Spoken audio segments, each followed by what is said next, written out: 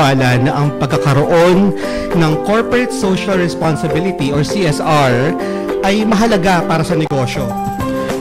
Para sa mga negosyante o may-ari ng mga kumpanya, ang pagkakaroon ng CSR ay isang mabisang paraan daw para maimpluwensyahan ang isang komunidad na naayon kung ano ang mission, vision, and values ng kanilang organization.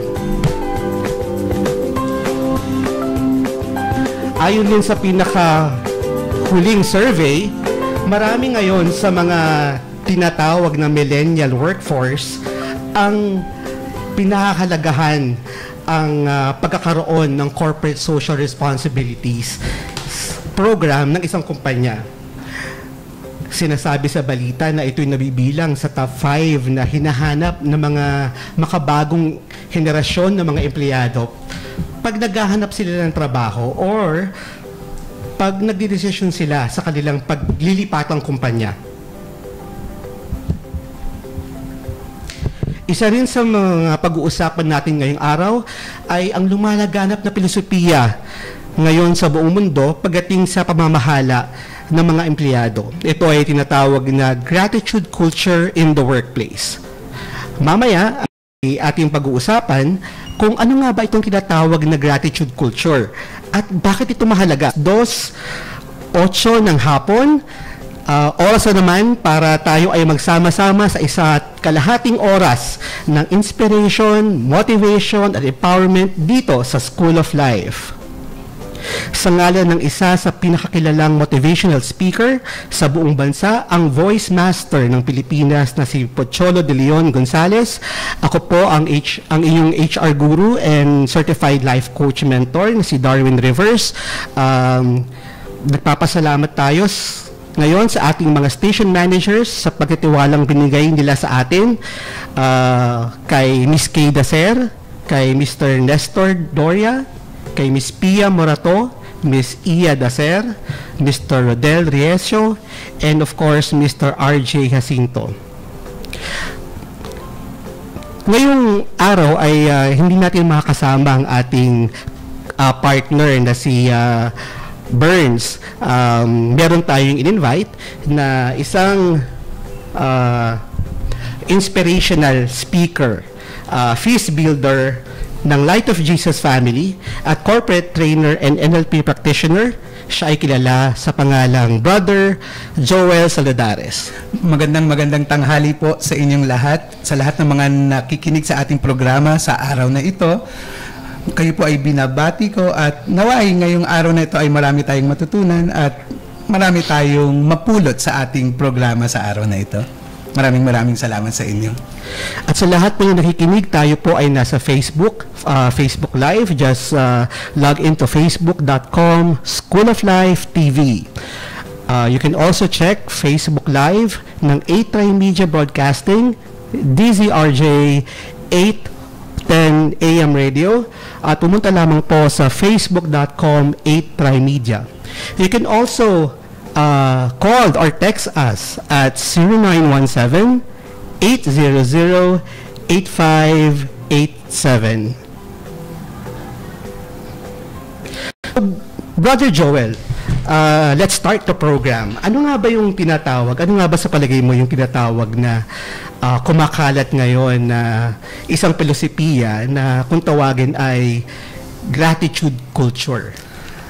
Alam mo, sa mundo kasi ngayon natin, kung titignan mo sa paligid natin, sa makabagong mundo ng teknolohiya, napakadaling kumalat ng mga bagay-bagay.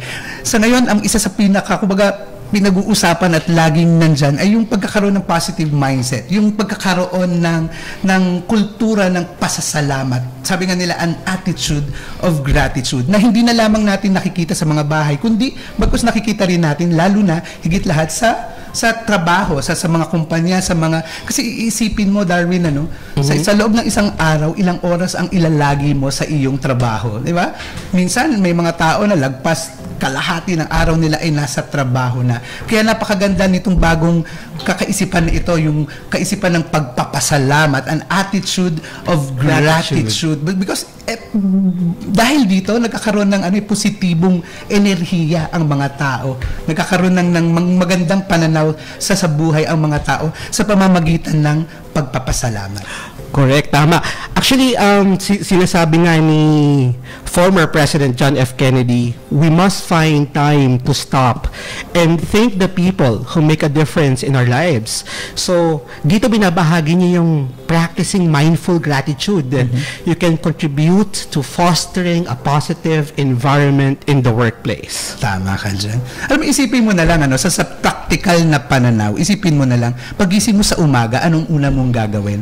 Diba? Karamihan kasi ngayon, napapansin ko, lalo na ako, marami akong nakakausap na mga, yung tinatawag nating millennial, yung mga kabataan, ang dami kong nakakausap na lagi nasa isip nila, reklamo. Pagising sa umaga, trabaho na naman, reklamo. Traffic na naman, reklamo. Pero kung isipin mo na lang yung kapangyarihan na papalitan mo yung ganung kaisipan na nagreklamo ka ng pasasalamat. I can only imagine how your day would be like if you start it and fill it with gratefulness and gratitude. Tama. Pagising sa umaga, unang-una natin ginagawa ay magpasalamat, magdasal at magpasalamat. Now, ano nga ba itong power of gratitude sa workplace? Ba't sa tingin mo importante siya?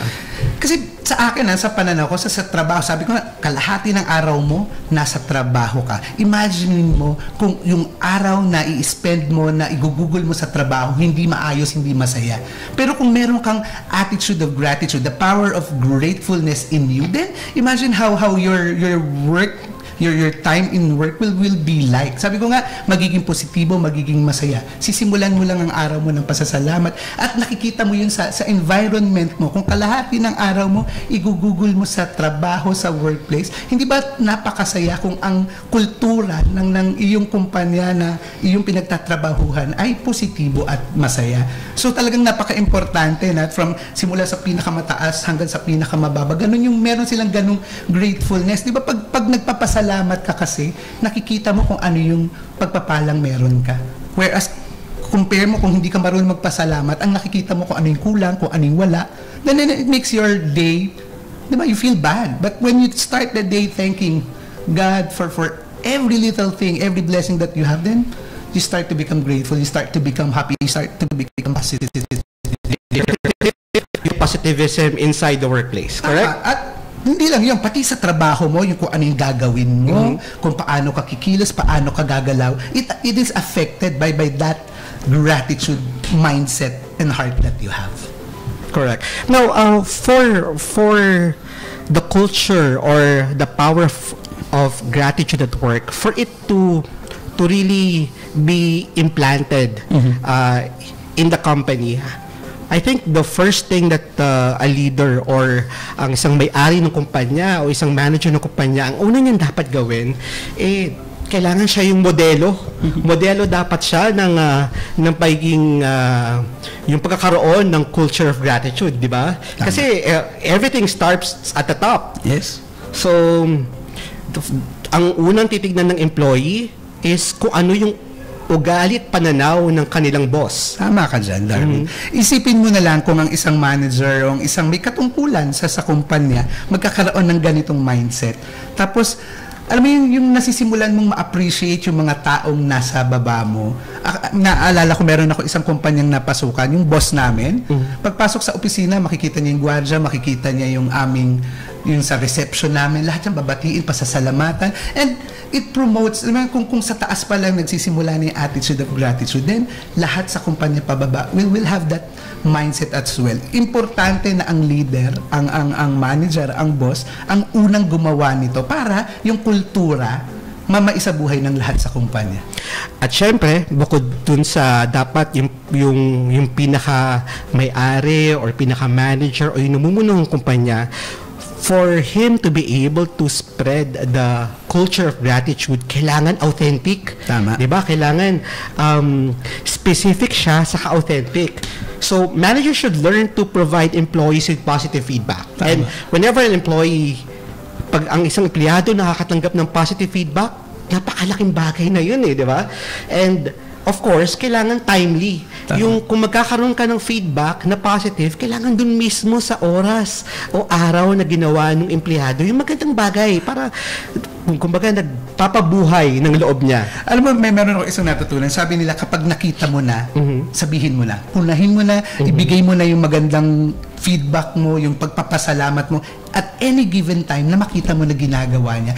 Importante yun kasi kailangan, yung parang wala kang hidden agenda. Kasi minsan yung mga tao sa kumpanya sabihin nila, ay kaya ako pinasalamatan ni boss kasi may iuutos pala sa akin. Kasi may kailangan to si boss sa akin. Pero tama ka daw kapag authentic, makatotohanan, di ba, kapag ginagawa niya, right at that moment, pinasalamatan, then hindi niya iniisip na kaya lang ako pinupuri ni boss kasi meron pala siyang gustong iutos sa akin o ipagawa.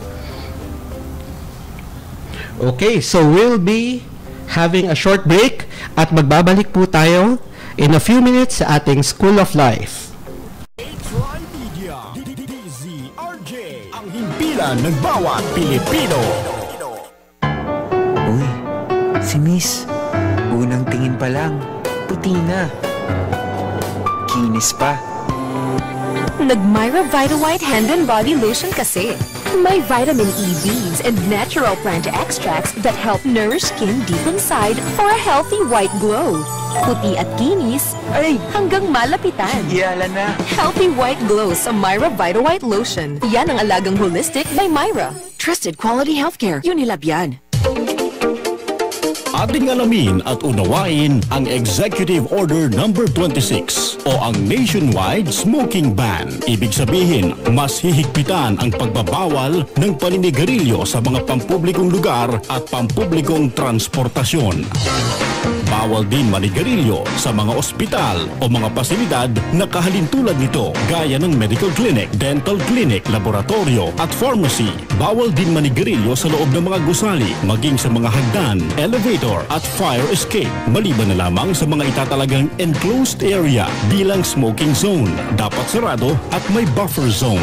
Lalong bawal manigarilyo sa mga lugar na fire hazard katulad ng gasoline station. Bawal din manigarilyo sa lahat ng paaralan, pribado man o pampubliko, maging sa mga lugar kung saan nagsasagawa ng aktibidad para sa mga kabataan.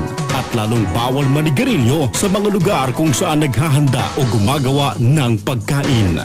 Bawal din na maglagay ng mga designated smoking area sa mga lugar na binanggit. Sa madaling salita, tigilan mo na ang paninigarilyo. Iwas sakit ka na, iwas kalaboso pa. Isang paalala mula sa A-Try Media, ang himpilan ng bawat Pilipino.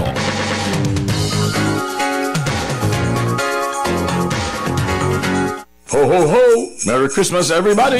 The RJ Guitar Center Legendary Sale is on again. A 2-day Christmas sale. December 9 and December 10, Saturday and Sunday. Every item in all the stores is on sale. From guitars, amplifiers, keyboards, drums, accessories, everything in the store. Now listen to this. From opening to 12 noon, 20% off. From 12 noon to 1 p.m., 25% off. From 1 p.m. to 2 p.m., 30% off. From 2 p.m. to 4 p.m., 35% off. From 4 p.m. to 8 p.m., 40% off. From 8 p.m. till closing, 50% off. RJ Guitar Center has 24 branches. You can log on to www.rjguitarcenter.com. See you at RJ Guitar Center 2-day Christmas sale, December 9 and December 10. Per DTI FTEB permit number 1301, series of 2017. A-Try Media, DZRJ, ang himpilan ng bawat Pilipino.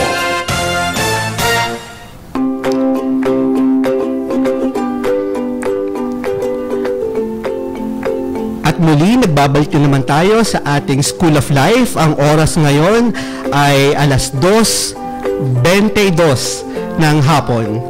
Ang ating topic a while ago, Brother Joel, is about the culture of gratitude in the workplace. At nabanggit na natin kanina na ang culture of gratitude ay dapat nagsisimula sa pinakataas, sa mga namumuno ng kumpanya. At nabanggit na rin natin kanina na kailangan authentic, kailangan talagang bukal sa loob, at ito'y binibigay, ang pasasalamat sa empleyado ay binibigay sa tamang oras or mismong sa oras na ginawa niya yung magandang bagay or magandang trabaho na kanyang ginawa.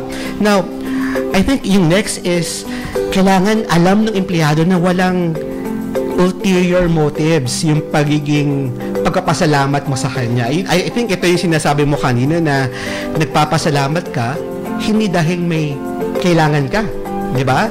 Tama, kanina binanggit natin yan, kasi importante yun na hindi maramdaman ng isang kawani o isang empleyado na ay kaya ako pinupuri ni boss, kaya siya nagpapasalamat sa akin kasi meron naman siya palang kapalit, may hihingin siyang kapalit. Kapag ganon yung nararamdaman ng isang empleyado, magiging rin siya, alam mo yung defensive siya, yung hindi rin maganda yung pananaw niya. Pero kung dumadating ito bilang natural na kultura ng isang kumpanya, mas nagiging positive yung mga empleyado. At in return, alam mo, yung isang empleyado na masaya dahil na-appreciate siya. Alam mo yan yung word na appreciation. Kapag na-appreciate ng kumpanya, ng mga boss mo, yung ginagawa mo, nang hindi sila naghahanap ng kapalit, ikaw mismo yung magbibigay ng best mo.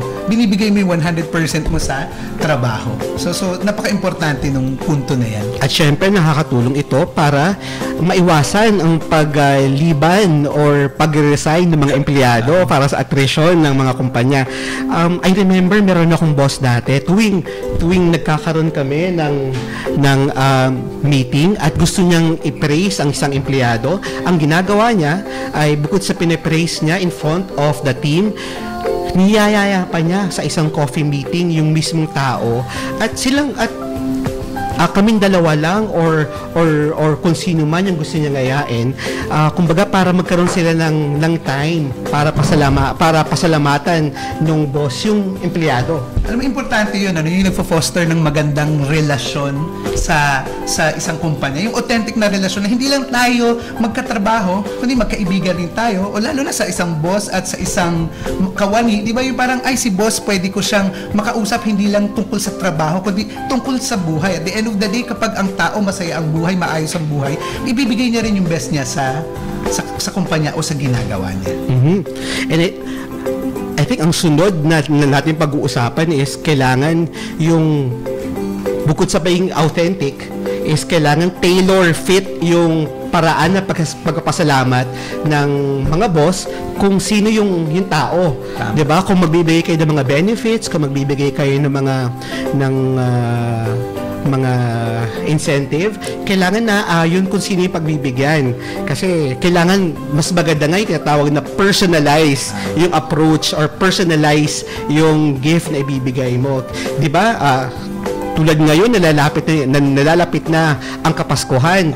Hindi ba ang pag-uugali natin mga Pilipino is talagang we take time to actually research and find gifts to our friends. Hindi yung basta-basta bumibili tayo ng isang bultong regalo at lahat yung pinamimigay natin. Kumbaga, we take time and effort to actually know the individual and provide the individual kung ano yung ikaliligaya niya. At I think thing to do rin ng mga namumuno ng kumpanya.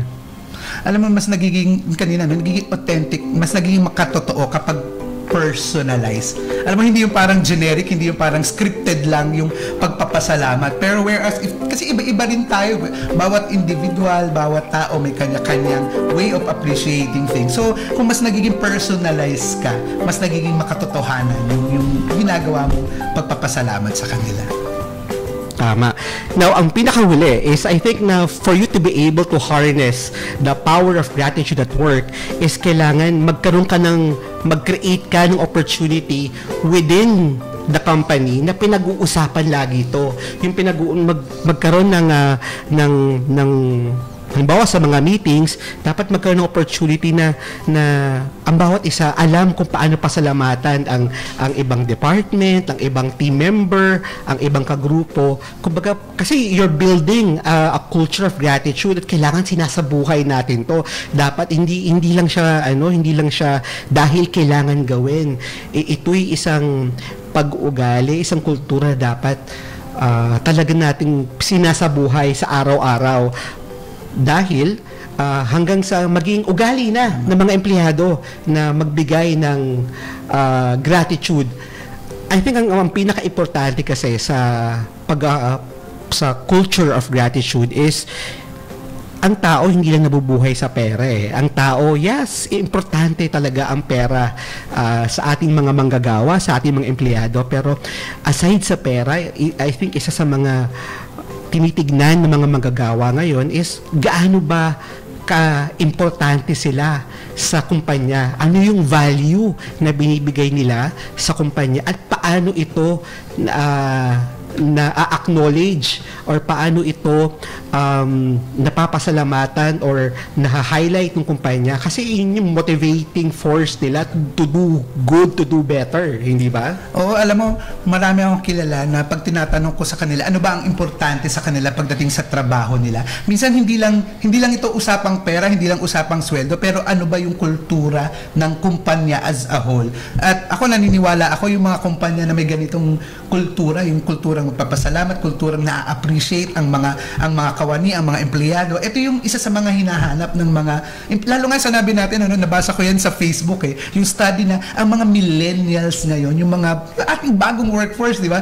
Importante sa kanila ang kultura ng pagpapasalamat sa isang kumpanya. So at the end of the day, sabi ko nga, way of life. Di ba? Ang buhay natin, hindi naman yung compartmentalized. Minsan, ganun ang tingin natin. Trabaho, pamilya. Pero at the end of the day, it's just one life that we have. Kung may gratitude ka sa buhay, may gratitude ka sa trabaho, then your life as a whole becomes better. So napakagandang mindset na dapat yan. Tama. At being acknowledged on the thing that you do and the value that you give to the company, sabi ko nga, it really motivates you to be more and do more for the company. So just a recap, Brother Joel. So sinabi natin na for us to be able to harness the power of gratitude at work, kailangan it must start from the top. It must be modeled by the top leaders of the company. Kailangan it's specific and authentic. And you have to make sure there's no ulterior motives behind giving gratitude and thanks to the employee. At syempre, kailangan tailor-fit or you tailor-made your the way you provide gratitude and thanks to the employee. Kumbaga, personalize ang pagpapasalamat sa mga empleyado na mas na-appreciate nila. At ang huli is, you have to create opportunities to actually think about and share gratitude in the workplace. I think that is the top 5 way of harnessing the power of gratitude in the workplace. Now, mga mahal namin tagapakinig, nagpapasalamat kami at ngayon dumating na ang isa sa ating mga guests.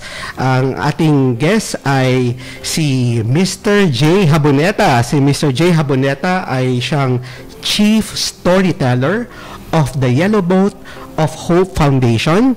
And Jay, bago tayo magsimula, magpakilala ka muna sa ating mga tagapakinig at nanonood sa atin sa FB Live. Maraming salamat sa pag-imbita dito sa bagong program yata to, tong School of Life. This is season 2 na. Season 2 na.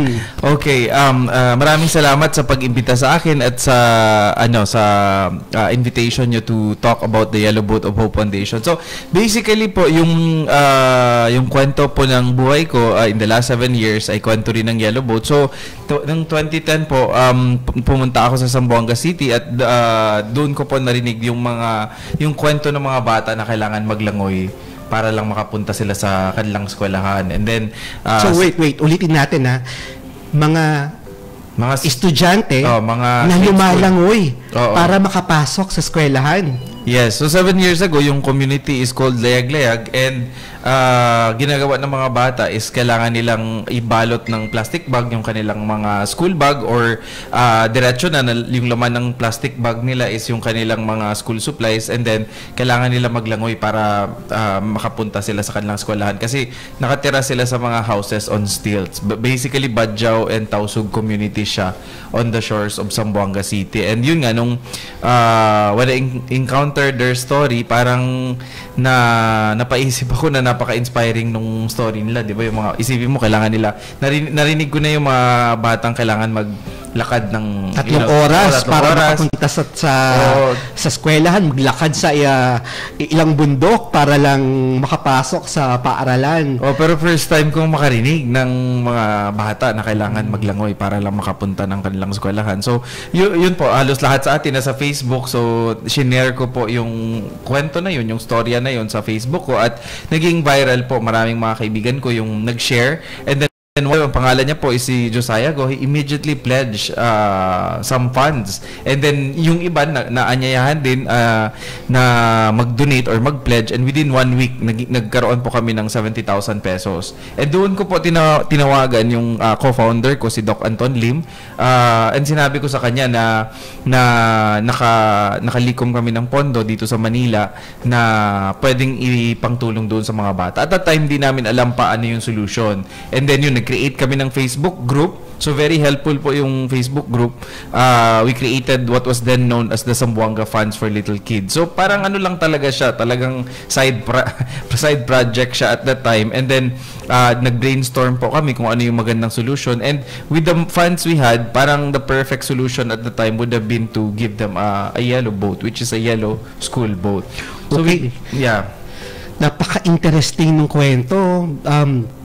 So, nagtayo kayo ng isang org na tumutulong sa mga bata na nangangailangan pang tumawid ng ilog, dagat para makapasok sa eskwelahan. Ikaw ba, Brother Joel, nung nag-aaral ka, naglakad, naranasan mo na ba maglakad? Alam mo kasi yung eskwelahan ko sa Marikina, pag tumugtog yung flag ceremony, ibig sabihin, time na umalis ng bahay kasi I live 5 minutes away from school. So alam mo yung lalakad lang ako, ang pinakakalabang ko lang yung aso sa kapitbahay namin na inaabangan ata ako parati. Pero ito nakaka-inspire sila na amidst the difficulty of being able to go to school, talagang nilalangoy nila para lang makapag-aral. At natutuwa ako, hindi grabe yung how did it came to you to do something for them? Saka bakit yellow? Bakit significant yung yellow boat? Ano ba to? Political ba to? Ano ba? Well, siguro, sagutin ko muna yung color. So, we really got the inspiration from the yellow school bus. Kasi nga, yung purpose niya is to fetch the kids from their homes and bring them to school and then vice versa. Again, mga ating tagapakinig, ang yellow boat ay hinango sa yellow school bus na siyang sikat talaga sa pagsundo ng mga bata. Pagpasok, at maghatid sa eskwelahan at sa mga bahay. Yes, and then just to add, ang maganda kasi sa kanya, pwede rin siya gamitin while the kids are in school, pwede siyang gamitin ng mga magulang or ng community for their livelihood. So, in iba-iba kasi, depende sa community. Sa ibang communities, ginagamit siya for fishing. Sa iba naman for seaweed farming. Sa iba naman to transport their produce na yung seaweed. So, yun yung maganda sa kanya kasi yun yung nagpapasustain actually ng effort kasi it allows them to be able to maintain the boat at saka to buy gasoline or to pay kung some communities kasi parang school bus talaga siya na sinusundo niya yung maraming bata. So, kailangan nila magbayad sa isang driver. And then to answer yung tanong kanina ni Brother Joel, yung siguro katulad sa iyo, ganun din napaisip ako kasi when I was growing up in Cotabato City, I remember na ganyan din kapitbahay namin yung school. Nagigising ako kung 7:30 yung pasok, ganun 7:10, 7:15 maliligo, hindi nakakain tapos maglalakad lang papunta ng school. So parang and then before, pag yun nga, mainit, parang magrereklamo ka. So when I first encountered the story, parang naisip ko yun na at that time nagrereklamo na ako. And you have these kids who have who would swim just to get to school. Gina-joke ko lagi ngayon yung mga audience kung saan ko sinishare yung story, especially pag school, na we often hear of kids here in Manila who skip school to go swimming. But here were kids who went swimming just so that they can go to school. So, baligtad. And to continue, so initially, Facebook group lang talaga yung Zamboanga Funds for Little Kids. But akala kasi namin before is the story is really unique. But when the story went viral after we gave the very first yellow boat, maraming nag-cover na vloggers and then eventually traditional media picked it up. Maraming ibang reports of kids who have to swim to school na ni-report sa amin. So, yung second community namin sa Masbate, na-feature yun sa isang international TV station pa. Yung mga bata naman, nakatira sila sa isang maliit na isla and kailangan nilang lumangoy ng 300 meters to the bigger island where their school was. So again, we went back to Facebook, we raised funds, we gave them boats, and then yung third community naman sa Lakewood, Zamboanga del Sur, it's a big lake, and then the students have to walk 3 hours around the lake. But when we gave them the boats, 15 minutes na lang yung distance to go to school. And then yung fourth community sa Negros, ganun din. Ang mga bata, kailangan nila maglangoy ng ilog para makapunta ng school. So naging yun yung mission ng Yellow Boat of Hope Foundation. And doon kami nag-decide, I think a year after, na meron pala talagang kabuluhan yung organisasyon namin. May akala namin una doon lang sa Zamboanga, but may purpose. Merong national, parang ganun, may national challenge kaming pwedeng bigyan ng pansin at ng tulong. And so we registered officially as the Yellow Boat of Hope Foundation. And to date po, nakapagbigay na kami ng 4,000 boats. Wow. 4,000 boats? Yes, around and the Philippines. how many communities is this, Jay? Nasa 100 communities na kami. Communities. Yes, all across yan. Karamihan, syempre, nasa Visayas, Mindanao, but meron din konti sa Luzon. And you might be wondering why madami yung boats is because after Typhoon Pablo, and then obviously after Typhoon Yolanda, maraming mga mangingisda na lumapit kay Doc Anton, sa akin, na naghihingi sila ng bagong bangka para meron silang Initially, we said no. Kasi ang focus namin is education nga for the kids. But alam mo tayo, mga Pilipino, medyo pilosopo tayo, di ba? We're known to be that. Binalikan kami ng mga mangingisda, sinabi nila na if we don't have livelihood, we won't be able to send our kids to school. Siyempre, unahin nila yung kakainin nila bago yung yes. Yun ang mentality ng ibang mga tao. Pero alam mo, Brother Joel, for the past 2 years, the Philippine HR Group has been supporting the Yellow Boat of Hope Foundation. And what we learned about this very noble endeavor of the Yellow Boat of Hope Foundation is talagang nabibigyan ng opportunity yung mga kabataan sa mga liblib na lugar, probinsya, na pahalagaan yung pag-aaral. Kasi kumbaga, dinudugtungan mo yung para hindi sila mahirapang pumasok sa eskwelahan. Now, Jay, ang question ko is, well, obviously, naging napaka-powerful ng social media para ma-spread yung about the Yellow Boat of Hope Foundation. So, how did you said that you just posted in Facebook, it went viral, it was picked up by local bloggers, it was picked up even by international press, and if I'm not mistaken, you were actually invited, diba, abroad just to speak about the Yellow Boat of Hope Foundation. Can you tell us more about it? Yes, actually, one of my biggest advocacies nga, dahil, I grew up in Cotabato City, and I never imagined when I was growing up na I would be able to start something like this. We always say na social media, particularly Facebook, built our brand. We're now 200,000 likes strong in Facebook, and we also have a sizable following sa Instagram, sa Twitter, at saka sa YouTube. And again, papasalamat din ako sa Philippine HR Group. You're also born out of Facebook. I think congrats on reaching 74,000. So this medium is really very powerful. And for us, actually lahat do meron kaming Facebook page, ang hindi nakikita ng karamihan, we actually have a Facebook group for all our communities. And then ang ginagawa namin, for example, may Zamboanga Funds for Little Kids, may Masbate Funds for Little Kids, may Cotabato Funds for Little Kids. And then kasi what we realize is usually yung donor na interested sa isang community is doon sila galing. Like maybe nasa Manila na sila or based na sila abroad. And napansin namin na yun yung very very helpful doon sa community na yun. So ginawa namin, parang nakasegregate siya na lahat ng donors, supporters, volunteers ng Cotabato o sa isang Facebook group kayo, yung taga Zamboanga, ganun. Kasi minsan, 'di ba, yun may affinity tayo sa hometown natin. So, yun, for us, one of my biggest advocacy is that technology can be used to make a difference. A single Facebook status made a difference. But of course, yung isang lesson doon is that the next lesson is yung humanity is actually, we shouldn't forget that humanity is what makes it what sustains this change. So kaya nagmi-meet pa rin tayo offline, ganun, importante pa rin yun. But definitely social media has helped us grow the brand and help more communities. And yun nga, katulad ng nasabi mo, pati Facebook mismo na-invite ako to share the story to their Global Marketing Summit in 2014. So We'll talk more about that later. Napaka interesting ng topic na yan. Pero bagong lahat, magkakaroon mo tayo ng short break. Ang oras ngayon ay 2:45. Tama ba ako? 2:45. Magbabalik ang School of Life. This time check is brought to you by Columbia. Maligayang Pasko mula sa Columbia. This time check is brought to you by Columbia. Maligayang Pasko mula sa Columbia Food Products. A-Try Media, DZRJ, ang himpilan ng bawat Pilipino.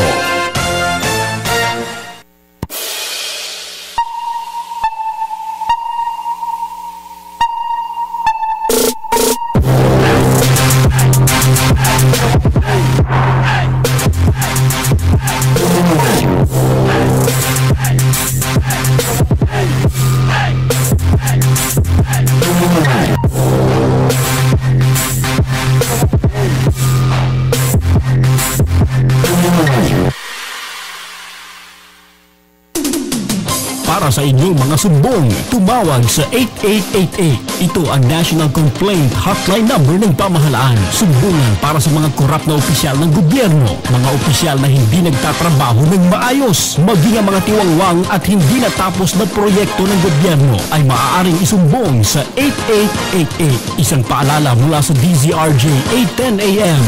A-Try Media, ang himpilan ng bawat Pilipino.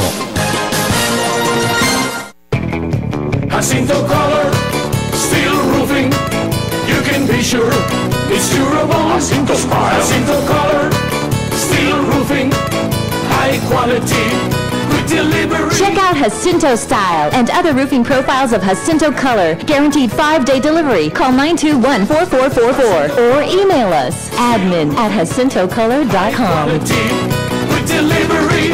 Jacinto Style. Or you may text 0917-875-1867. A-Try Media, DZRJ, ang himpilan ng bawat Pilipino. They now have one of their sisters in the royal family. At nagbabalik ulit tayo sa ating School of Life in Radio. Ang oras ay 2:45 na talaga. Now, Jay, a while ago, you were discussing the importance of social media and how you harness social media to actually spread the word and spread how Yellow Boat of Hope Foundation is making a difference sa buhay ng mga bata na gustong mag-aral, na sabi mo nga, the description is literal na lumalangoy sa ilog, sa lawa o sa dagat para lang makapunta sa kabilang pangpang, sa kabilang isla kung saan may paaralan. Now, before we took a break a while ago, you were saying yung invitation mo sa Facebook and how you were able to discuss this advocacy of yours. So nung 2014 po, actually even before that, na-invite ako nung 2012 na i-share yung story sa TEDx Montpellier. Bale sa South France yun, in the city of Montpellier. And then, after nun is, yun, the next big one is actually sa TEDx Kinnaird naman sa Pakistan.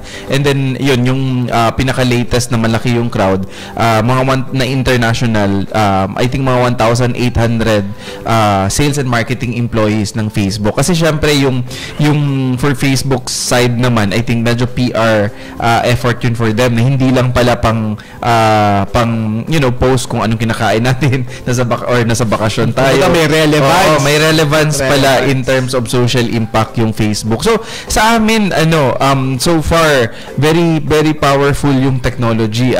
Usually when we post kasi on a weekly or monthly basis, we keep finding these new communities. Kasi nga naman, meron tayong 7,000 islands, di ba? So, hindi pala ganun ka-unique yung story ng mga naglalangoy na bata. So, usually... And out of the 7,100 islands, namagit mo nga ilang boats nung napamahagi na 4,000. 4,000. May target ba kayo na number of boats na ibibigay sa mga communities natin? Yung target namin is number of communities. Kasi according to the Department of Education, do pinapa-update namin yung list, is may 1,000 na 1,000 na communities na either yung mga bata is nangangailangan ng bangka or ng bike.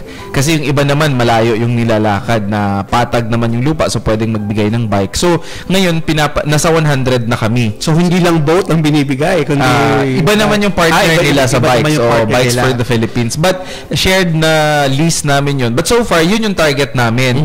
Ngayon pinapa-update namin kasi yung when we were validating the list, yung iba gusto lang nung teacher na or principal na may boat for emergency, ganun. So medyo hindi naman urgent. So kaya ngayon pwede namang bigyan yun, pero sinabi namin sa kanila, unahin natin yung urgent talaga na kung saan yung mga bata kailangan maglangoy. So, we're waiting for that list from DepEd. Once we get that, we'll update the target list. But so far, yun. Ang target namin is, kasi yun yung, I think what makes the Yellow Boat unique is, kami lang yung organization that really caters to that segment, na magbigay ng bangka para doon sa mga bata na nahihirapan na magpunta ng school kasi either kailangan nila ng boat to get to one island, or kung lake siya, kailangan nilang maggamit ng bangka para makapunta ng eskwelahan. So far yun yung target namin, na hopefully yung initial list na 1,000 is ma-reach, na hopefully one day we will be able to say na yung lahat ng mga nasa far-flung areas na bata na gustong mag-aral ay natulungan na natin. And then maybe we can say na obsolete na si Yellow Boat, and maybe we can form another team that will kasi hindi nagtatapos doon yung problema eh. What we're finding out is nasosolve namin yung access to school challenge, pero number livelihood. Livelihood. Number 2, pwedeng hindi nakakain yung bata, so wala din siyang matututunan talaga. Number 3, pwedeng wala siyang school supplies. Number 4, that's why we actually build some Yellow School of Hope din, kasi there are communities na nadala namin sila dun sa school nila, kulang yung classroom or dilapidated yung classroom. So pag may willing donor, we replace them. But yun yung sinasabi ko kanina, na usually naman pag pinopost namin siya sa social media accounts namin, particularly sa Facebook, usually may tumutulong talaga agad. And yun nga, I can't remember kung paano narinig ng HR, Philippine HR group. Philippine of HR course, group. it's through Facebook. one of our mentors din, si Sir Jet. Si Sir Jet Nera. But siya naman, I think na-discover niya kami sa Facebook din.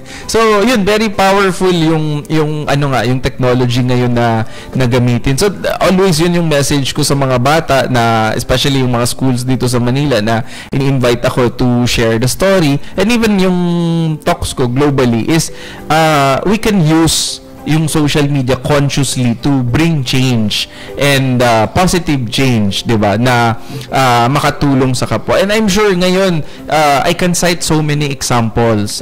Even yung grupo ninyo is, 'di ba, changing the conversation in HR, in people management. So kahit papaano nagiging medium talaga siya to reach more people, kasi nga mas I think lahat ng Pilipino yata nasa Facebook or laging online. So, very powerful yung tool talaga. But yun, again, I have to emphasize na it's our humanity that sustains this change. Hindi ibig sabihin na porke nag-put up tayo ng website, darating na yung mga viewers or yung mga supporters. Kailangan pa rin, yung one thing na kailangan gawin is, kailangan pa rin ng offline meetings, kailangan pa rin ng one-on-one. Yung mga donors namin, usually, from time to time, I still meet them per personal. Kasi iba pa rin yung, di ba, nami-meet mo sila, na-update mo sila ng face-to-face. Yun yung feeling ko na hindi naman talaga i-replace ng technology yung face-to-face or yung offline. Ang dapat na attitude is complementary siya. Di ba, syempre, lalo na kung magkalayo yung geography. Karamihan sa growth ng Yellow Boat, we're still at this point volunteer run. Karamihan ng volunteer run. Yes. So parang ang model namin is yung mga, we call them yung volunteer namin na nagko-coordinate or nag-i-implement ng project sa ground. Parang yung contribution nila sa Yellow Boat is yun, parang they volunteer their time, they volunteer their resources so that they can help their community. So usually you have in Cebu, it's teacher sa Cebu International School, sa Cotabato kaklase ko dati na radio broadcaster, sa Davao is lawyer. So iba-iba yung engagement nila sa Yellow Boat, parang yun yung personal commitment nila or personal CSR project nila. Kasi diba, syempre, usually yung mga professional at saka yung may mga sarili ng practice or negosyo, meron silang staff.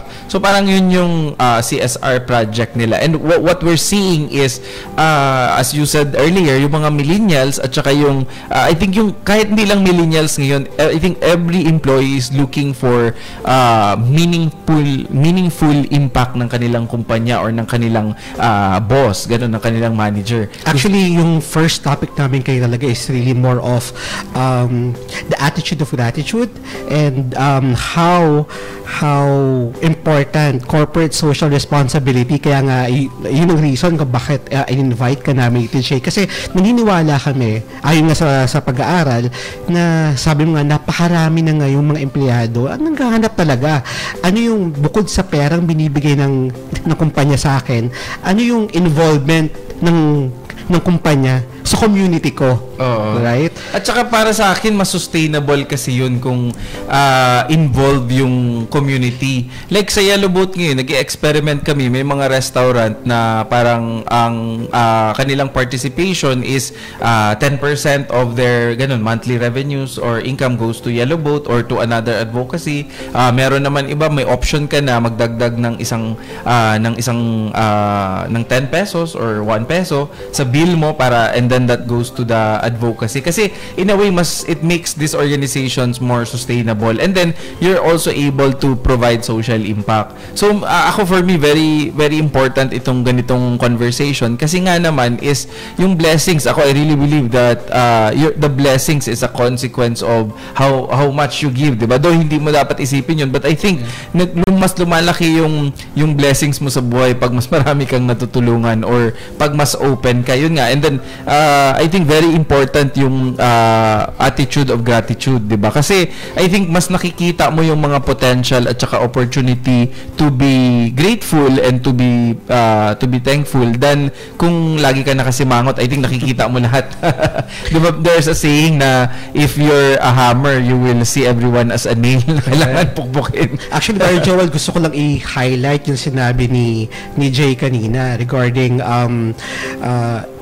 how being positive really attracts kumbaga good karma, 'di ba? Yes. When you do something good, you are actually opening yourself up to the universe for more blessings, 'di ba? At nasa napakaraming pag-aaral at even nasa Bible, 'di ba? Sabi nga sa Bible, ask and you will receive. Alam mo, sa totoo lang, ako ang paniniwala ko, yung blessing andyan na lahat eh. But when you become grateful kasi, you open your eyes, you open your doors to the blessing that surrounds you. Imagine mo kung puro negativity, puro reklamo ka, nakikita mo yung kulang, yung wala.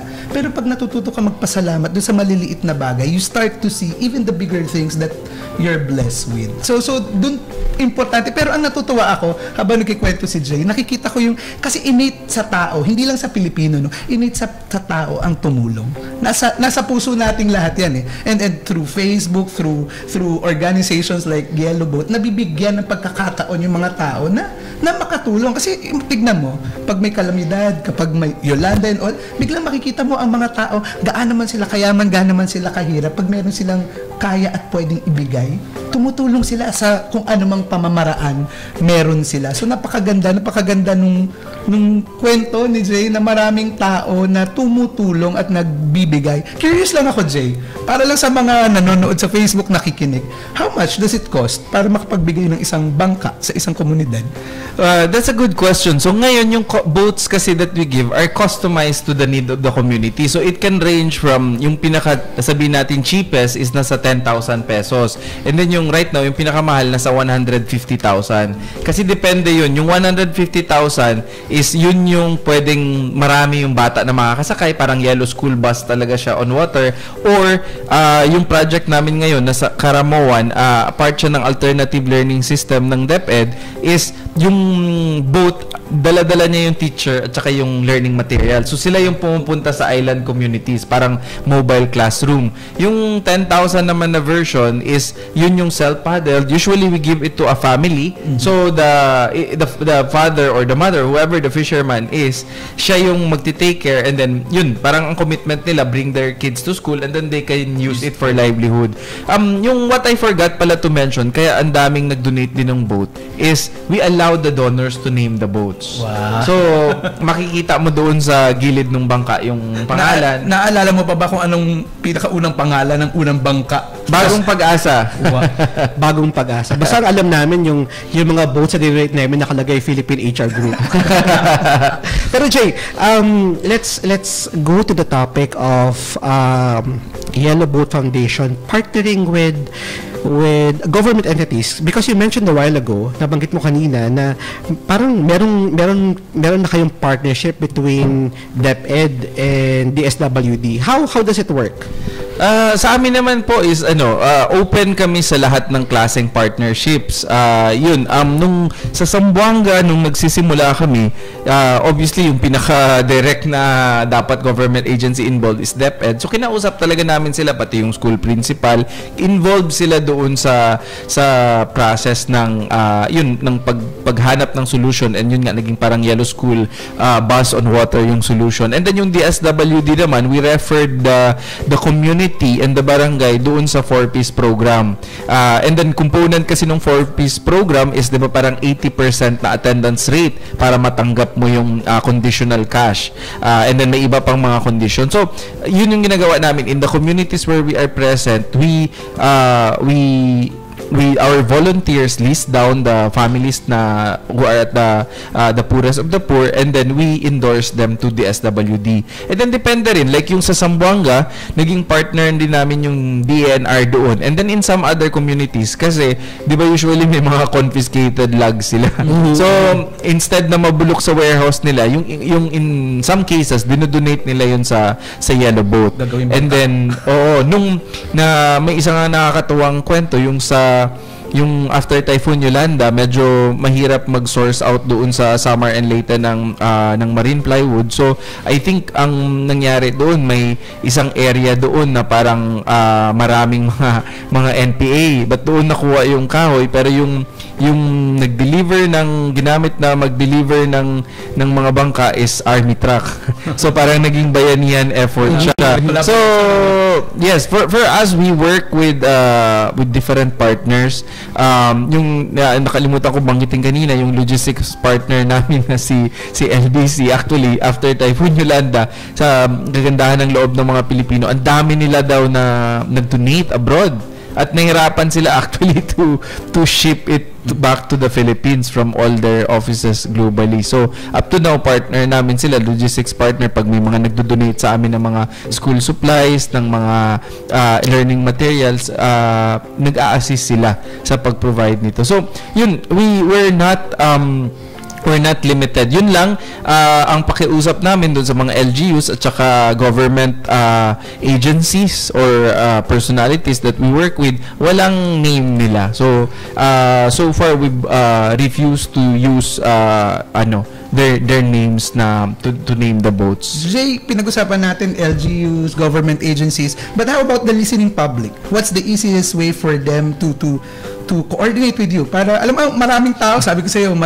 in this season of giving, magpapasko na, maraming taong gustong tumulong. How can they contact you, and of course how can they be involved at for the Yellow Boat of Hope Foundation? So una po sa lahat, like our Facebook page sa facebook.com/yellowboatph or i-type lang po ninyo yung Yellow Boat of Hope Foundation and usually naman lalabas yun. Next step is pwede rin pumunta sa website, it's yellowboat.org. Nandun po yung mga donation details. So para hindi po ako magkamali sa pag-announce, nandun po yung bank account sa BDO and then naka-waive po yung service fee na 50 pesos when you donate to Yellow Boat. And then pwede rin gamitin yung credit card through PayPal. And marami po kaming volunteers. So yung Facebook page po, when you message, usually within 24 hours nasasagot naman namin kung either yung may kailangan ng tulong or na obviously related doon sa yun, na kung kailangan nila ng bangka. And then second is yun, kung gusto pong mag-donate. Halimbawa may mga nakikinig sa atin na ang alam nila doon sa kanilang probinsya o lugar ay nangangailangan ng ganitong programa. Yes, kung may mga naglalangoy or malayo yung nilalakad nung mga bata. So pwede po kayong pwede nyo kaming hanapin sa Facebook. I think yun na po yung pinakamabilis kasi halos lahat sa atin nasa Facebook. So hanapin nyo kami at i-add nyo kami or i-like and then you can message us and report this incident. Sa website meron ding reporting mechanism. Your Facebook is Yellow Boat of Hope Foundation. Yes. Usually when they type Yellow Boat of Hope, kahit yun na lang, wala yung foundation lumalabas naman. Okay, Jay, we'll pause for a short break at mga tagapakinig, magbabalik po ang School of Life. A-Try Media, DZRJ, ang himpilan ng bawat Pilipino. This is VOA News, brought to you live from VOA through DZRJ in Manila. I'm Liz Palka reporting new military cooperation between Egypt and Russia. Arab media is reporting that Egypt and Russia are on the verge of signing a military cooperation agreement that would allow each side to use the other's airspace and air bases for a period of 5 years. Russian media reported the Prime Minister has endorsed the draft agreement crafted by the Defense Ministry. Defense Minister Sergei Shoigu applauded the warming relations between both countries during his visit to Cairo. He says that efforts are being made to step up military and technical cooperation between Egypt and Russia, bolstering the capabilities of Egypt's armed forces and police, which bear the brunt of the burden in the war against terrorism. The improved military ties between the two countries comes after a spate of terror attacks in Egypt, including a gruesome massacre of worshippers in a North Sinai mosque last Friday, leaving more than 300 people dead. U.S. President Donald Trump's former national security advisor, Michael Flynn, pleaded guilty on Friday to lying to federal agents, and he has agreed to cooperate with investigators looking into allegations of Russian meddling in the 2016 election and possible collusion with the Trump campaign. Flynn pleaded guilty to one count of making false statements to the FBI about a series of private conversations he had with Russia's then ambassador to Washington, Sergei Kislyak, shortly after the presidential election. In a statement, Flynn said, "Through my faith in God, I am working to set things right."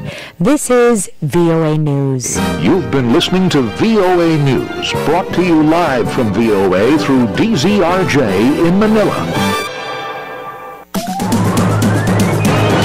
Itinanghal ang A-Try Media DZRJ 8:10 a.m. bilang Outstanding Broadcasting Production Company ng Best Choice Awards 2017. Isang taus-pusong pasasalamat at pangako ng mga mas makabuluhang programa at paglilingkod ang ihahandog sa inyo ng A-Try Media, ang himpilan ng bawat Pilipino. Iginawad sa nag-iisang action lady ng Philippine Broadcasting, Miss Kay Dacer, ang Best Choice Achievers Awards 2017 sa multimedia broadcasting industry. Isang karangalan at taus-pusong pasasalamat mula sa A-Try Media, ang himpilan ng bawat Pilipino. Makibahagi sa bawat talakayan. Ihayag ang inyong reaksyon sa mga programa ng A-Tri-Media sa aming mga social media accounts. A-Tri-Media-TV sa Facebook, A-Tri-Media DZRJ 810 sa Twitter, at A-Tri-Media sa Instagram. Makiisa sa bawat programa ng A-Tri-Media sa social media, ang himpilan ng bawat Pilipino.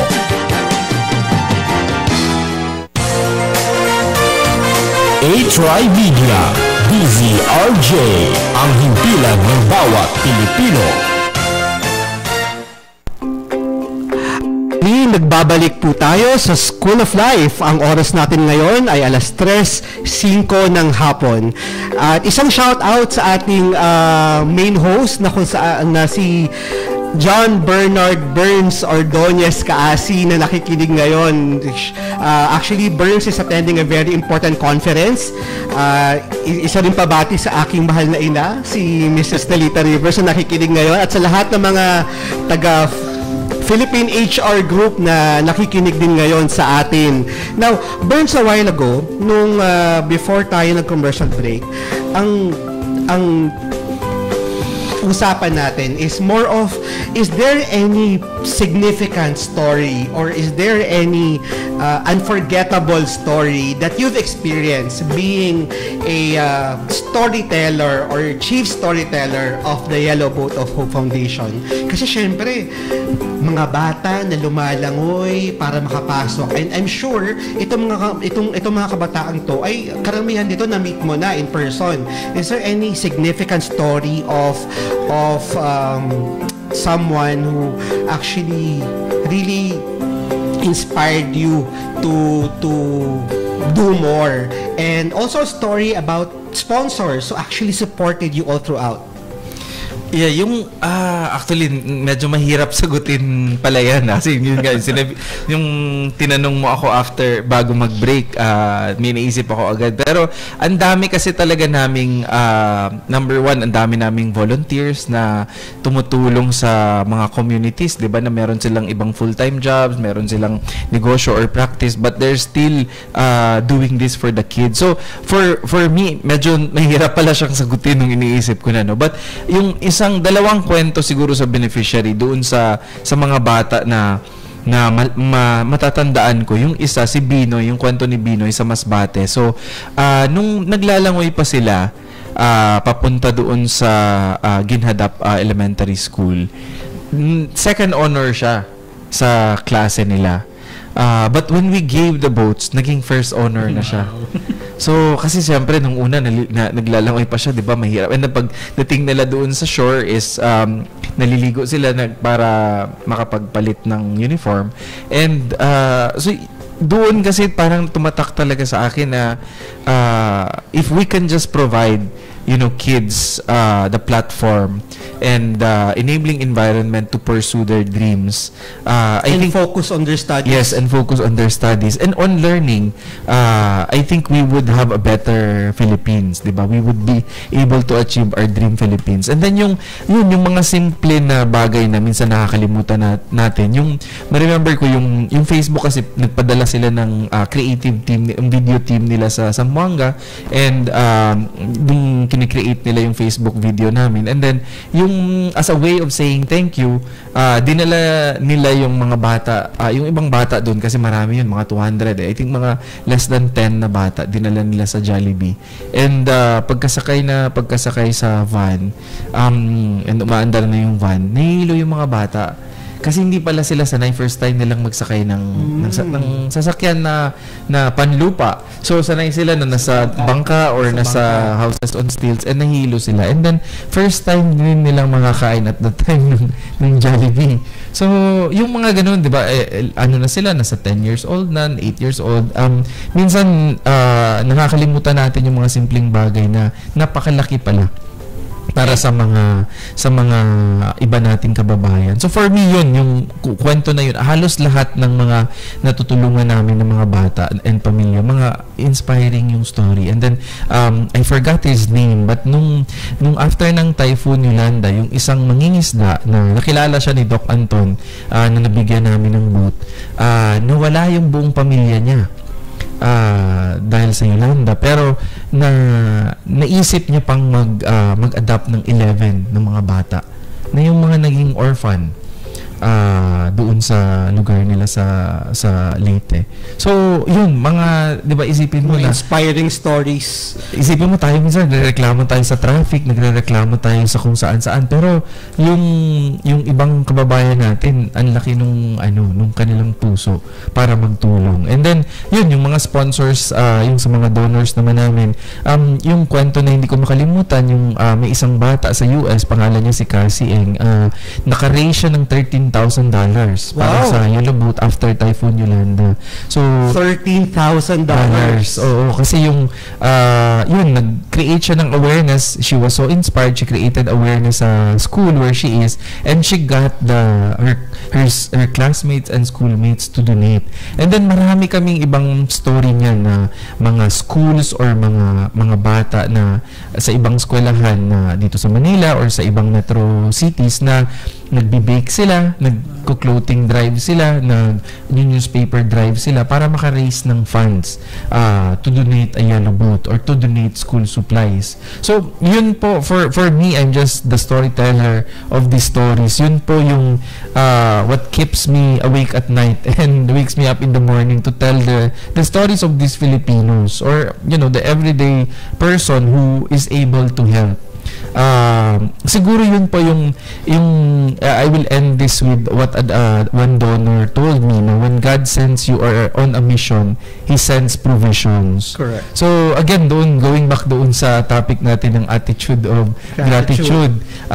Basta kung alam mo naman na tama yung ginagawa mo, nakakatulong ka, I think it will redound to the greater good. So, yun, kaya po medyo marami din yung mga companies, mga corporations na tumutulong sa amin. Meron dyan mga malalaking bangko, malalaking real estate, like Metrobank, ganun, Philinvest, Mega World. They, on a year-to-year basis, they donate to Yellow Boat, and not just boats but also to the classrooms, to the school supplies, and yung iba sa kanila may allotted na sila na percentage ng kanilang efforts or ng kanilang revenues to provide to Yellow Boat. So yung tanong mo kanina, so because of this, it has allowed me to become also a platform. So kaya naging advocacy ko yun sa mga schools, sa mga students, and even sa companies, that social media can be utilized for social good. Di ba? Pwede both good and bad kasi yan eh. Kumbaga, yung the way you use social media, it depends on the intent. Yes. Like for example, in your case and for Yellow Boat of Hope Foundation and the Philippine Asia Group, we use social media to inspire people, to provide learning, while other people use social media to spread fake news, to spread kumbaga hindi magaganda yung nakikita sa social media. Ako nga, medyo masama ang loob ko pag nakakakita ako ng mga fake news sa social media, kasi napakaraming Pilipino ang gullible, napakaraming Pilipino ang naniniwala, which dapat ang social media talaga, ang focus natin is paano natin ito magagamit sa magandang paraan, sa mabuting paraan. Which brings me, alam mo Darwin, yung katulad ng Yellow Boat and all these things that spreads good news sa Facebook, alam mo yun eh, parang in these times na ang ingay-ingay ng social media, kapag merong mga ganitong mga gawain that spreads gratefulness, gratitude, and good things, then, alam mo yun, social. Tama kayo, Kuya Joel. I think yung importante nga, I think yung any technology naman pwedeng gamitin talaga sa masama or sa maganda. Double-edged sword. So, I think kaya importante na i-feature natin yung mga magagandang storya, di ba, mga magagandang kwento, para matabunan yung negative use ng technology. Aside from being a preacher, I'm a social media practitioner kasi talagang, that's why I tell people, let's be positive in Facebook. Ako dati napaka-negative. Ang bilis kasi, di ba? Ang bilis magsabi ng angal mo, ng reklamo mo. Pero from now on, let's start to be positive in Facebook because it's so powerful, it can spread that positivity. So, like, news like that, Yellow Boat, news like people being grateful, you know what? Ito yung mag-change nung ito yung magka-cancel out ng negative ingay na nagagawa sa social media. And kumbaga, spreading positivity on social media actually helps people to be inspired and motivated and be positive in their life. We do not need all this noise and trash in social media because there are a lot of good in social media. Jay, ano nga ba yung bukod sa Yellow Boat Foundation, ano ba yung mga ginagawa mo ngayon? Actually, alam mo, yung siguro para ma-explain ko ng konti, yung una ko actually foundation that I helped start is called Kabayanihan Foundation with Attorney Alex Lacson. Maganda rin i-guess yun dito. Siya yung author ng 12 Little Things Every Filipino Can Do to Help Our Country. And then doon, mga simple lang, support your church, pay your taxes, adopt a poor child. So he's a good friend and we put up what's called as Kabayanihan Foundation. And yung advocacy lang talaga niya is good citizenship, na lahat tayo pwede maging bayani. Kabayani tayo lahat, di ba? I mean, there's the concept yung bayanihan. And yun lang yung advocacy niya, na kahit sa maliliit na bagay, paggalang sa nakakatanda, ganun, nakakatulong na tayo, di ba? To change the conversation towards something more positive. So yun yung matagal ko na yung parang advocacy, yung that little things can make a big difference. So because of this experience nga sa fundraising, ganyan, sa social media and sa social innovation, right now nagko-consult ako sa De La Salle College of St. Benilde. So 3 years ago, I was part of the team that launched yung kanilang incubation program, kasi alam natin na maraming mga estudyante, di ba, na may mga magagandang idea to help solve the social problems, particularly yung sa UN Sustainable Development Goals, yung sa health, sa environment, sa education. So yung work ko pa doon, nagme-mentor ako sa mga startups doon or mga ideas pa lang, mga student teams with ideas na potentially can create social impact in the Philippines and even beyond. And then meron din po akong yun medyo tech related naman. I'm involved with a virtual reality startup. So we are creating content for these new technologies on immersive technology like virtual reality, augmented reality. So yung kaklase ko kasi sa high school, kasama siya doon sa original 3 founder, lahat sila medyo technical. So parang doon ako pumasok dahil medyo malakas tayo sa marketing at saka sa sales. So yun yung ginagawa ko. The way I would explain it, siguro yung 3 organizations that I'm mainly involved now, Yellow Boat, Benilde, at saka yung Chibot, it's called Chibot, yung virtual reality startup. I help transport people. With Yellow Boat, I help bring kids to school. In Benilde, I help children or students turn their ideas into reality. And then with Chibot, I help people experience new realities, kasi yun yung capability ng VR, di ba? You can take someone, you can create content na parang nasa ibang world sila and they experience something new. So yun, I'm in the transportation business. Hopefully I help bring people like, you know, HR friends. I help bring people to a better place. Wow, napaka busy ni Jay ngayon. Ikaw naman, Brother Joel, ano yung pinagkakabalahan mo lately? Ako now, I'm really more focused into my ministry. I'm a preacher, pastor, feast builder for the Light of Jesus family. I serve here in Robinson's Galleria. We have Light of Jesus is under Brother Bo. Yeah, this is the ministry. This is the Catholic community of Brother Bo Sanchez. So mainly, that's my ministry now. But on the side, I do corporate trainings. I'm an NLP practitioner as well. So lahat ito inaano ko, but mostly talaga ministry. So talking to people, blessing people with how God has blessed me. So this is what I do. Okay. Now, siguro yung last topic natin ngayon is how can we as individuals help spread positivity in social media on what are your words of wisdom that you would like to share our listeners on how they can help spread positivity and the attitude of gratitude in social media? Ako siguro, simulan ko, Jay, hindi lang sa social media, but it really starts with yourself. If you become grateful, ikaw mismo natututo ka magpapasalamat. Sabi ko nga, what you focus on grows. So kung nagfo-focus ka dun sa mga dapat mong ipagpasalamat, then lalong lalaki. Sabi kanina ni Gia, no, andyan yung blessing eh.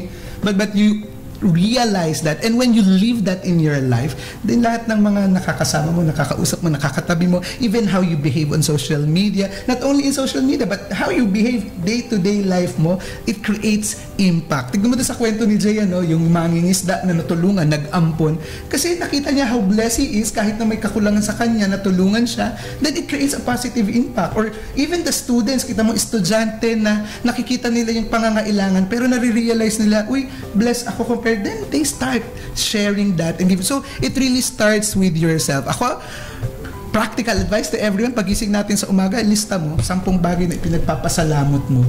Ako, isa pinakauna dyan, alam mo, the mere fact na nagigising ka sa bawat araw, dapat mong ipagpasalamat kasi wala naman nagsabi sa'yo dapat ka pang magising. So yun pala. At maraming tao ang hindi nagigising. Tama. Marami akong kilalang hindi na gumigising pagtulog, ano? So ito lang, magsimula tayo. Simulan natin ang araw natin na punong-puno ng pagpapasalamat. Sigurado ako, not just in social media but in your life, when you create that attitude of gratitude, you attract also the blessings that is already there for you to take. So, yun lang.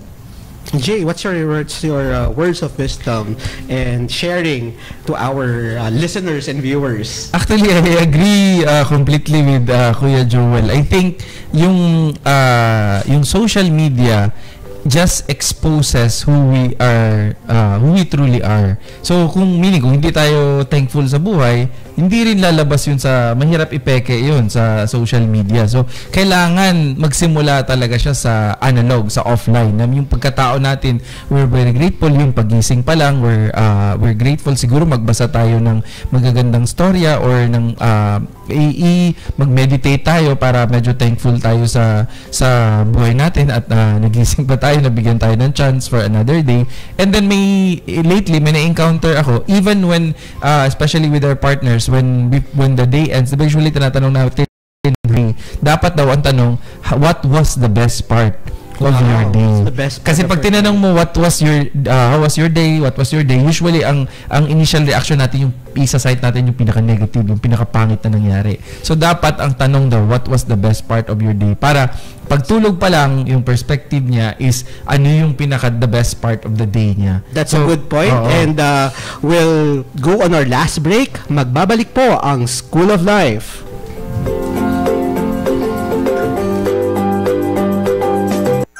Troy Media, DZRJ, ang himpilan ng bawat Pilipino.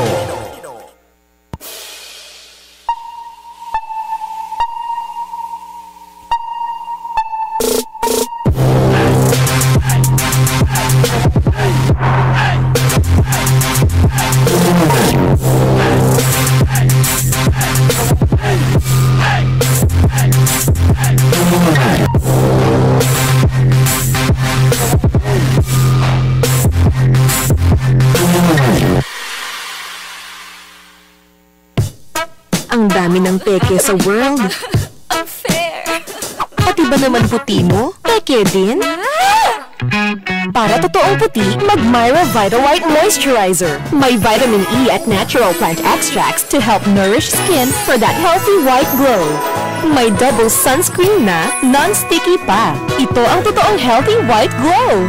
From Myra Vita White Moisturizer. Yan ang alagang holistic. Trusted quality healthcare. Unilab yan. Ho, ho, ho! Merry Christmas, everybody! The RJ Guitar Center Legendary Sale is on again. A 2-day Christmas sale. December 9 and December 10, Saturday and Sunday. Every item in all the stores is on sale. From guitars, amplifiers, keyboards, drums, accessories, everything in the store. Now listen to this. From opening to 12 noon, 20% off. From 12 noon to 1 p.m., 25% off. From 1 p.m. to 2 p.m., 30% off. From 2 p.m. to 4 p.m., 35% off. From 4 p.m. to 8 p.m., 40% off. From 8 p.m. till closing, 50% off. RJ Guitar Center has 24 branches. You can log on to www.rjguitarcenter.com. See you at RJ Guitar Center 2-day Christmas sale, December 9 and December 10. For DTI FTEB permit number 1301, series of 2017. It is now 3:25. This time check is brought to you by Columbia. Maligayang Pasko mula sa Columbia Food Products. A-Try Media, DZRJ, ang himpilan ng bawat Pilipino. At muli, nagbabalik po tayo sa School of Life. Ang oras ngayon ay 3:25. Now, Jay, for your last words, how can you be contacted? How can people be involved helping Yellow Boat of Hope Foundation?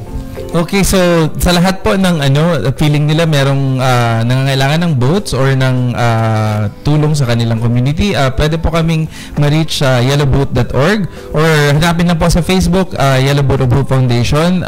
And usually, again, as tulad na nasabi ko kanina, sumasagot naman kami within 24 hours. Right now, I think we're looking for donors for some other communities for their boat needs, and also we're looking for partners in the remittance industry. So, yun po, hopefully, you like our page on Facebook para marami pa po tayong ma-reach ng mga Pilipino. Any incoming activities or talks that you'll be doing in the near future? So far, for the year, wala na yata. Next year na ulit sa January. Doon na papupuno ang schedule mo, yung calendar. Yes. Brother Joel, anything that you would like to share and as last words for our listeners? Una sa lahat, maraming salamat sa School of Life. Maraming salamat, Darwin, sa pagbibigay ng oportunidad na maibahagi ang aking saloobin. But siguro ang parting words na masasabi ko, alam mo, nasaan man tayo sa buhay, ano man ang estado natin sa buhay, laging marami tayong dahilan at maraming kailangan at maraming ipagpapasalamat. Alam mo, let's focus on the things that we are grateful for, because once we become grateful, again, the blessing is out there. It will open our eyes to the many more blessings that the God has given to us. So, ganun lang. Paggising sa umaga, bago matulog, magpasalamat ka. Focus. What you focus on, grow. So, be grateful. Live a grateful life, and truly, you will live an abundant life. So, muli, maraming salamat sa lahat. You can see me, you can visit me at the Feast or Galleria every Thursday, 7:30 p.m. or Sunday, tomorrow meron, 1:30 p.m. at Robinson's Galleria. Okay. For me, maraming salamat sa lahat ng nakikinig at nanonood ngayon sa Facebook. Please like our FB page, School of Life, and also you can visit and also like the group that I'm involved with, the Philippines HR group, and we are also now propagating another group, which is the Success Mentoring PH. Now also, isang masaya at makabuluhang klase na naman ang inyong natunghayan dito sa School of Life TV. Sana ay nag-enjoy kayo sa subject natin ngayong araw at i-apply ang inyong mga natutunan mula sa ating mga life teachers na si Brother Jay Haboneta and Brother Joel Saladares. Wag niyong kalilimutang tumutok tuwing Sabado ng 2:00 ng hapon hanggang 3:30 ng tanghali sa ngalan po ng ating main host, si Burns Kaasi, na ngayon ay nasa isang mahalagang pagtitipon, at ang aming founder, ang nag-iisang voice master ng Pilipinas, Sir Pocholo de Leon Gonzales. Kami po ang inyong kaklase sa buhay. Ako po si Darwin Rivers, HR Guru and Certified Life Coach.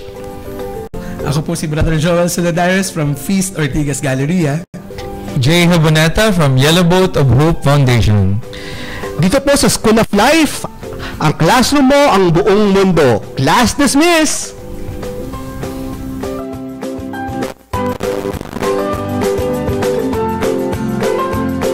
A-Try